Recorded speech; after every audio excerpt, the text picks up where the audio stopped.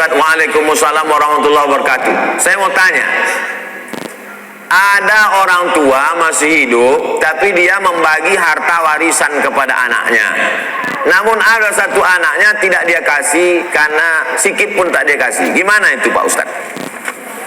Kalau dibagi waktu masih hidup namanya hibah. Kalau dibagi masih hidup tapi diserahkan sesudah mati namanya wasiat. Wasiat tak boleh lebih dari total sepertiga harta. Itu ruko yang ada di Batam, ku kasih untuk kau, tapi nanti sesudah aku mati, apa namanya? Wasiat. Ternyata harga ruko itu 1 miliar. Harga ruko 1 miliar, warisan dia totalnya 2 miliar. Maka yang sah untuk si anak hanya 666 juta. Yang 1,3 mesti tetap dibagi kepada ahli dua. Kalau serahkan masih hidup, ambillah bulat-bulat, namanya hibah, tak ada batasannya. Kalau diserahkan setelah mati namanya wasiat. Dibagikan ketika hidup baru diserahkan setelah mati namanya wasiat. Adapun pembagian harta warisan sesudah mimda tema taya bawati, jelas. Jadi ini kenapa pula masih hidup sudah bagi harta warisan? Inilah gara-gara tak mengaji. Makanya kalau ada acara pengajian, jangan lagi pengajian arisan, judulnya sabar, tawakal. Pengajian arisan kita pada bulan Januari 2021 ini adalah tentang warisan. Apa itu warisan? Bagaimana pembagian warisan? Bolehkah warisan dibagi ketika hidup? Apa nama hibah? Apa itu wasiat? Supaya jangan salah kaprah. Ini banyak orang tua kalau udah cerita warisan, Bu, gimana masalah warisan? Dia tanya-tanya warisan, aku belum mati lagi. Padahal setelah mati menyimpan warisan sama dengan bom atom, bom waktu yang akan meledak. Ini saya menduga bahwa si bapak ibu ini marah kepada anaknya yang satu nih, maka biar supaya jangan dapat dibaginya. Ini untuk kau, untuk kau. Adapun kau matilah kau tak dapat. Tak bisa. Maka kita kalau salah jangan salah 2 kali. Dulu salah kita karena tak mendidik dia. Dulu salah kita tak mengajar dia. Sekarang dia menjadi pemabuk, pecandu narkoba. Yang salah kita atau dia? Kita yang salah. Maka pembagian harta warisan hak dia ada pada harta kita, karena dia adalah anak kita.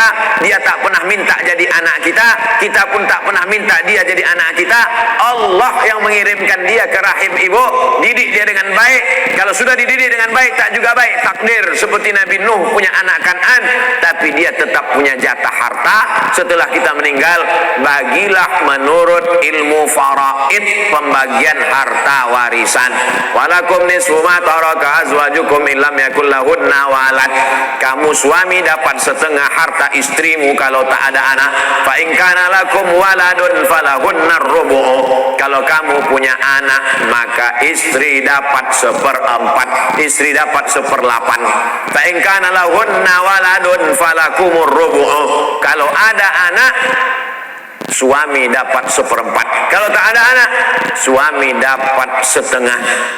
Istri dapat 1/4 kalau tak ada anak. Kalau ada anak, istri dapat 1/8. Anak laki-laki, lizakari mislu hazil unsayain. Anak laki-laki dapat 2 kali bagian anak perempuan. Jadi kalau anak perempuan 25 juta, anak laki-laki 50 juta. Karena laki-laki lebih besar tanggung jawabnya. Laki-laki membiayai nikah, laki-laki mengasih nafkah, laki-laki menjadi kepala rumah tangga, laki-laki mengasih mahar. Itulah maka laki-laki diberikan kelebihan, bukan karena Islam diskriminatif. Maka jelaskan nih kepada anak cucu kita. Kalau tidak nanti kita akan salah, anak cucu kita akan salah, dan dia menjadi mengalir amal salah, bukan amal ya. Apakah kalau lagi haid boleh baca Quran melalui aplikasi di handphone?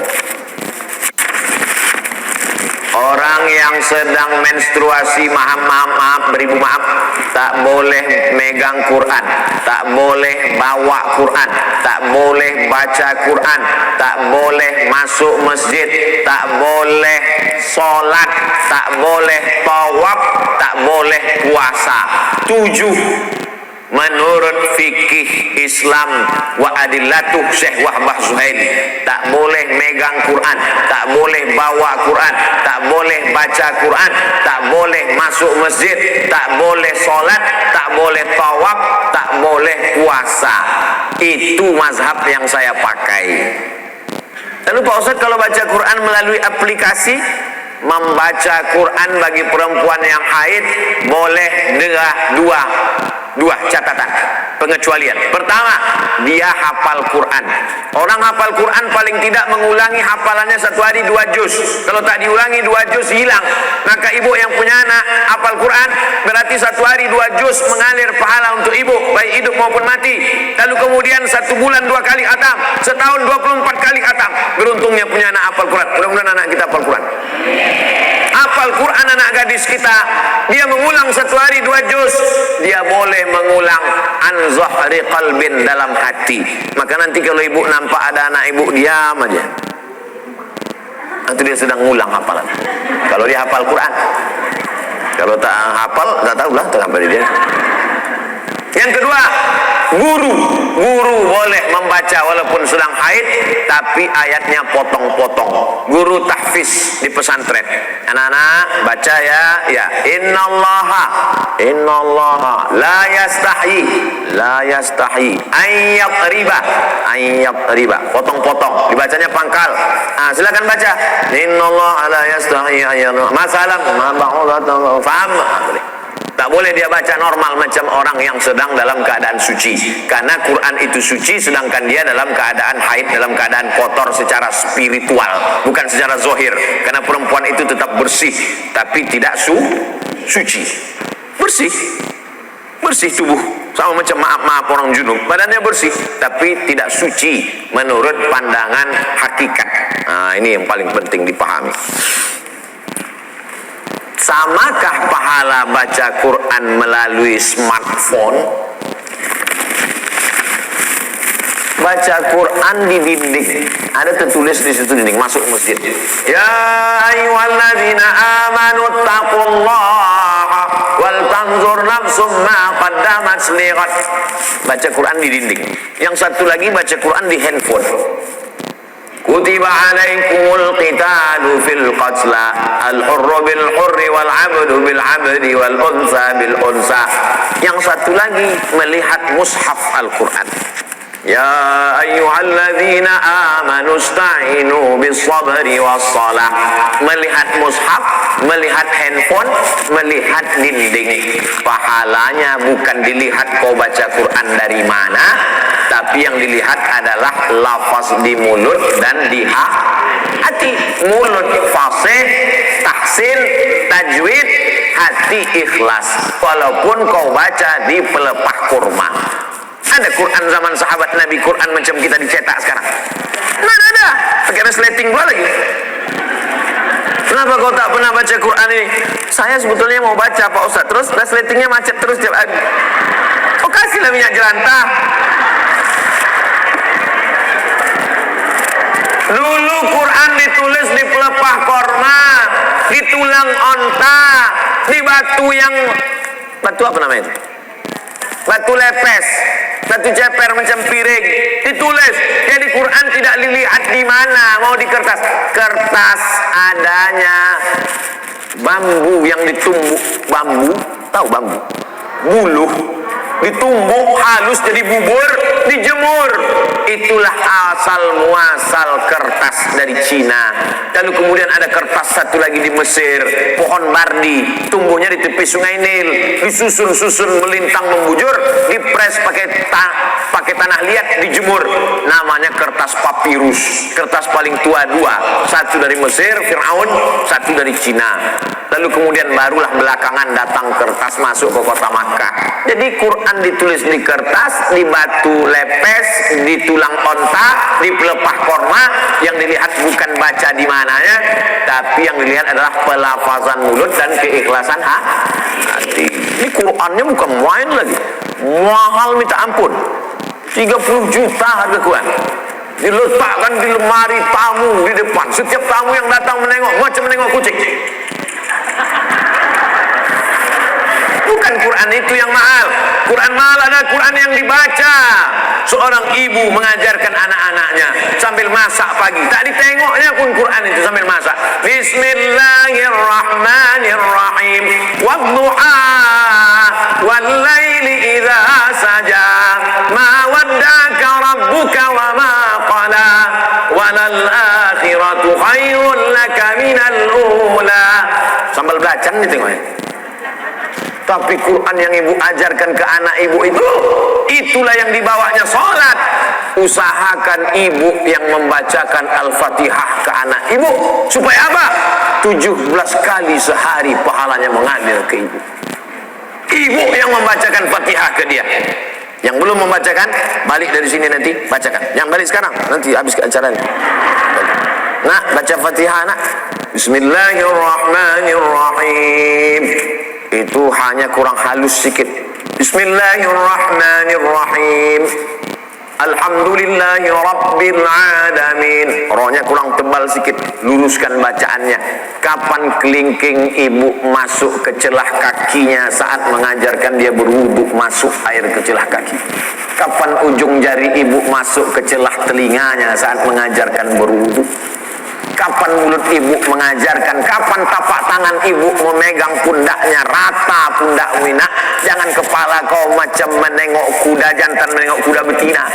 Jangan kepala kau ni menunduk macam menengok rumput, rata nak. Kelak kita semua inilah yang akan dia kenang.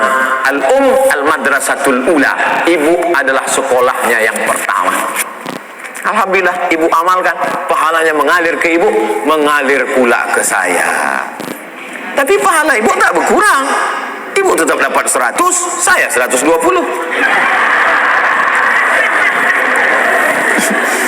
Karena saya tengok ibu macam-macam tak setuju. Apa hukumnya menikah dengan wali tapi bukan dari ayah, abang atau adik laki-laki? Lalu dengan apa kau nikah? La nikah, tidak sah nikah illa biwaliin, kecuali dengan wali. Wali itu siapa? Ayah. Tak ada ayah, datuk. Tak ada datuk, abang.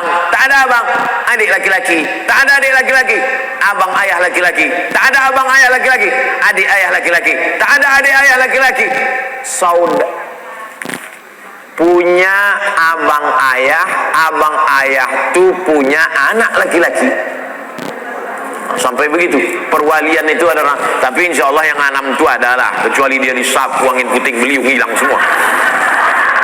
Andai dia anak yang ditemukan dalam kardus, namanya binti kardus, tak ada walinya, macam mana?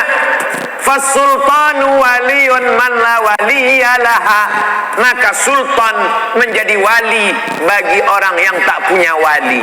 Siapalah wali orang perempuan di Batam kalau tak ada walinya? Sultan Kerajaan Riau Lingga. Sultan Kerajaan Riau Lingga sudah menyerahkan kekuasaan kepada Presiden Soekarno. Lalu Presiden Soekarno membuat satu departemen untuk agama, namanya Kementerian Agama. Maka Kementerian Agama lah yang menerima Sultan. Lalu Menteri Agama tak sanggup turun ke Kemenak Kanwil Provinsi. Kemenak Kanwil Provinsi turun ke kota, kota turun ke kecamatan. Itulah maka kepala kantor urusan agama tak ada perempuan. Ada kepala kuah perempuan. Kenapa? Karena kuah akan menjadi wali bagi perempuan yang tak punya.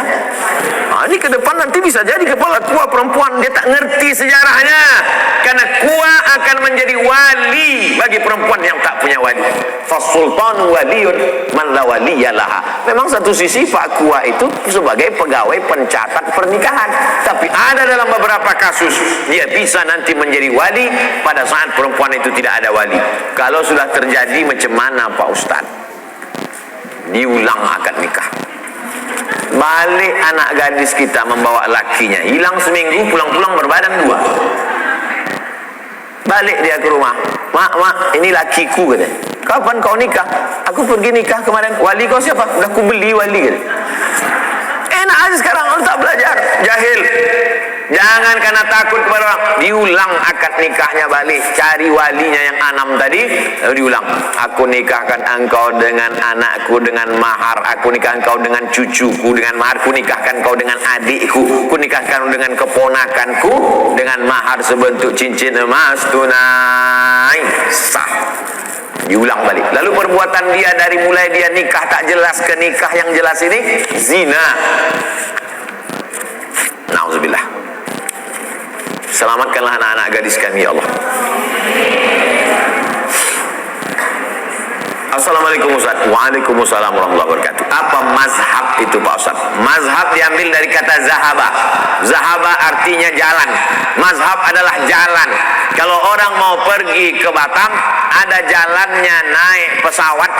Kemarin saya naik pesawat, pesawatnya perempuan, Citylink.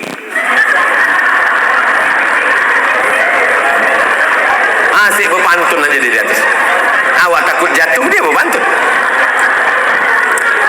Ada pula yang datang ke Batam ini naik kapal, bukan Titanic, kapal jelati. Nah, macam-macam. Jadi mazhab adalah jalan untuk sampai kepada tujuan. Maka untuk sampai kepada tujuan ibadah yang benar, ada rukun, ada syarat, ada wajib, ada sunat, ada makruh, ada mubah. Maka ulama menyusun. Maka ulama yang menyusun jalan itu disebut dengan mazhab Hanafi, disusun oleh Imam Abu Hanifah. Mazhab Maliki disusun oleh Imam Malik bin Anas. Mazhab Syafi'i disusun oleh Muhammad bin Idris. Mazhab Hambali disusun oleh Imam Ahmad bin Hambal. Saya menempuh jalan yang dibuat oleh Imam Syafi'i. Kenapa Ustaz pakai mazhab Syafi'i? Dulu di pesantren pakai mazhab Syafi'i. Pergi ke Mesir, di Mesir kalau kita sekolah Bu, dibuat itu nama Abdul Somad, jinsiyah, nationality, dari negara mana? Indonesia. Mazhabnya apa? Buat mazhab Syafi'i. Datang kawan saya dari Jawa Timur, dibuatnya Hanafi. Kok kenapa kau pilih mazhab Hanafi? Senyum dia. Kenapa kau pilih Hanafi? Bukunya tipis-tipis gitu. Ada orang yang jadi ustaz juga sekarang, kawan saya. Tak boleh sebut nama, menjaga kode etik. Apa benar jika kita belajar dengan seorang guru yang kita tidak tahu mazhabnya, kita tidak bakal masuk surga? Mayoritas Asia Tenggara, Indonesia, Malaysia, Brunei Darussalam, Patani Thailand Selatan, Moro Filipina, Singapura, mayoritas kita ini bermazhab Syafi'i.